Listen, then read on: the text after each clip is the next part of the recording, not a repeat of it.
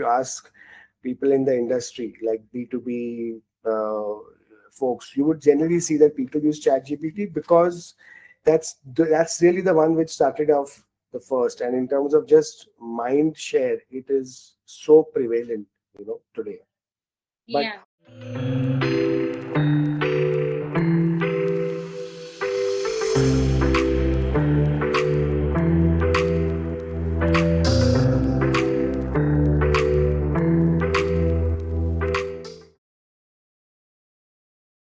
ChatGPT, Gemini, Claude, or the LLM that you find in Microsoft Edge, which one is really suited if you are a B2B salesperson?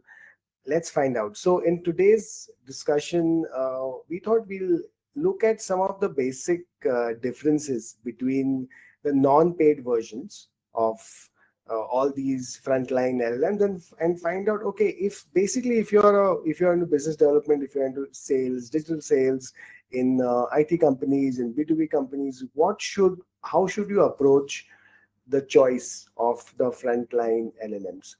So, Nida, I like in your day-to-day content editing, marketing work, like what is your personal favorite when it comes to GPT, or do you tend to work with one of the GPTs?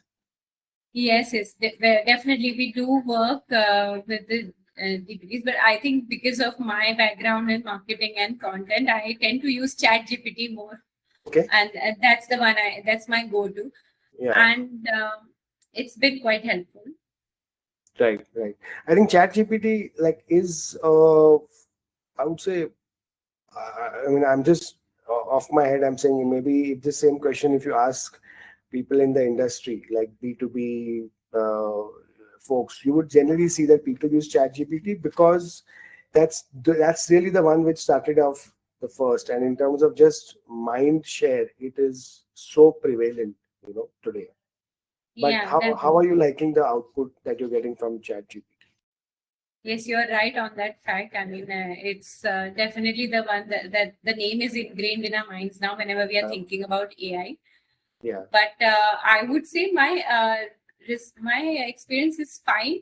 I'm Mhm. not. I cannot expect it to do my entire work. I'll just give you an example. Okay. If I have if I'm curating content through ChatGPT for a real estate client who wants to Hmm. wish its partners, Hmm. its channel partners on a festival or say on Mother's Day and things Yeah. like that. And ChatGPT is very good. I would say I would give a simple prompt of give good headlines, and it'll give me few options I can use Yeah. from, Yeah. and it will be very much related to home and everything. So it does refer the industry and the festival both.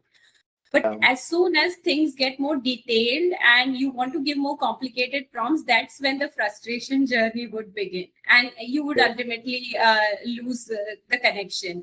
I Yeah. feel so. If I tell ChatGPT to curate content or a strategy for the same client, and say a 4 to 5 post strategy that would describe more in detail, that would yeah, that would attract more channel partners and Yeah. things like that. But then that is the point when it will give me good generic lines and design ideas. Yeah. If I wanted to get into detail, like add some sentiments, add some emotion, if I Hmm. continue those prompts, Hmm. it will be using the same content that it gave me in the first answer Earlier in the and first just one. tweak it a bit, or Yeah. it will just go off track and give me things Yeah. that are totally irrelevant and I cannot Yeah. use. So I think that's where it's important. Once you've generated some basic general content, or what the answer that ChatGPT has provided, we need to customize it and make it our own from there itself. Yeah. Slowly you get that creeping feeling that you're wasting your time with the Yeah, GPT. Is better off just like using your own human mind and doing some yeah, research on Google and coming up with your own stuff. Yeah, you're right. absolutely. It will hit a roadblock unless and then you have to Yeah, give it it more information. spirals. It definitely Yeah. it spirals. Okay, that's interesting. So we let me just actually go ahead and share my screen, and we have a comparative slide here. Like Nida was saying, so the first thing is that these are this is the we are just comparing the non-paid versions. In the paid versions, a lot of the a lot of the features, a lot of the arrows, the tick marks would be filled up here. If it was a paid version, that's Yes. one. Uh, like Nida said, if she gave an example with respect to real estate. Now, let me start off by saying that one has to really try all these. Like these are the frontline ones. That's why these are mentioned. So you have to try ChatGPT, Gemini, Claude, and I'm also going to show you the LLM that you get in Microsoft Edge. Which is a version of the GPT, and it's freely available. So that's why I thought I will. It's although it's not there, I will show you that. Right. So she took a real estate example. Now, once you start interacting, you will find that one of them gives you better answers when it comes to real estate. And this is. I mean, there is no references. You'll not get any online like articles which tell you which is better for which industry right now. You just have to just experiment, and slowly you will find out, okay, Gemini, for example, gives you better answers for real estate. Claude will give you better answers for some other industries, for some other permutation. Maybe you're like real estate in the US, Claude gives you better answers or whatever, right? So it's the all these models are really like going through various sources, and it's a reflection of the sources that they are in touch with, right? So that is one.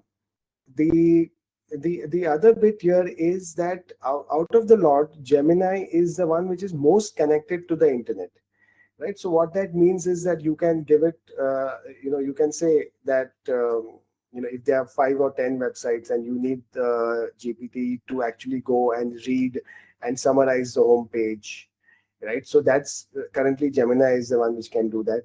If you want a YouTube video Yes. up to say, and right now up to 30 minutes, right? So up to 30 minutes of YouTube video can be transcribed and summarized.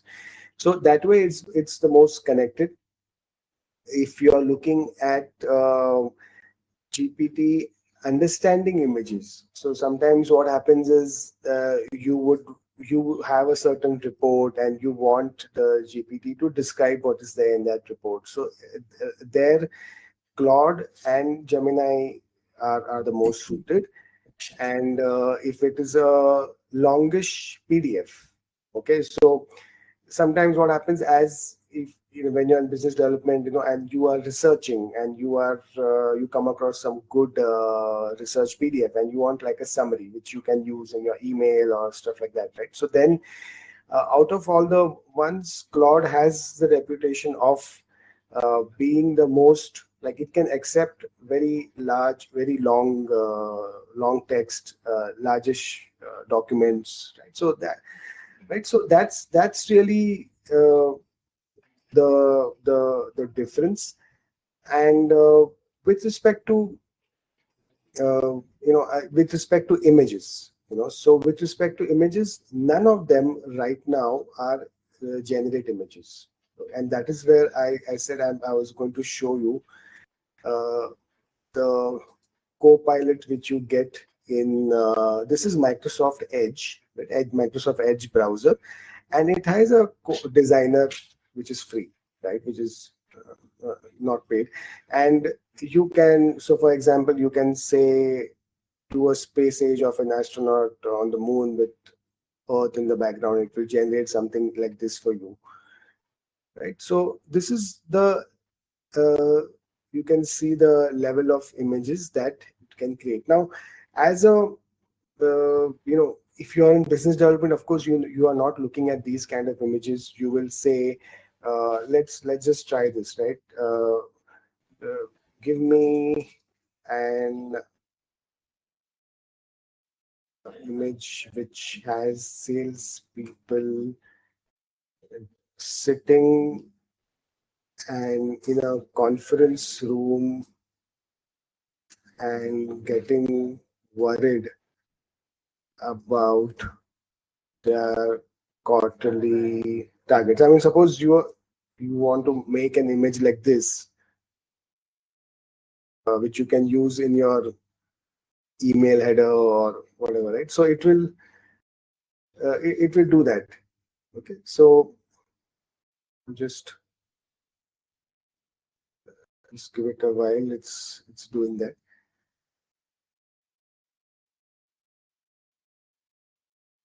It's giving you options. Yeah, Or yeah, it's creating. it will give you 4 options. Yeah. Okay. So this is the kind of output that you can expect.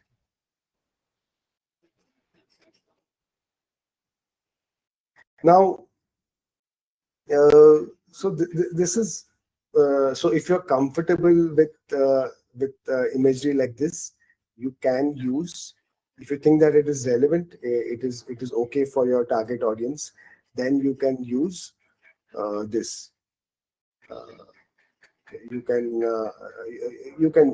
use The this. And vector.